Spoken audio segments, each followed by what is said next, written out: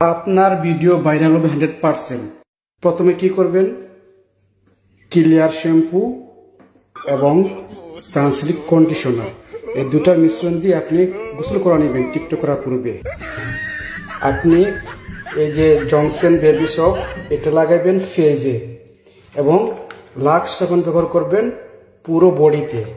তারপর যখন গোসল করে বের হয়ে যাবেন, হ্যান্ড ওয়াশ লাইফ বয় দিয়ে আপনি বাথরুম থেকে সোজা এইভাবে বের হয়ে যাবেন।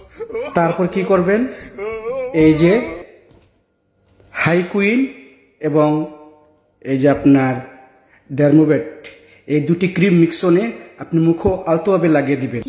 তারপর কি করবেন, এই যে ফেয়ার অ্যান্ড লাভলি এটা মুখে ইউজ করবেন যাতে কোনো আপনার গোটা কাটা কালো মস্ত দাগ না দেখা যায়। অবশ্য সেই দুইটা ক্রিম ব্যবহার করলে দূর হয়ে যাবে।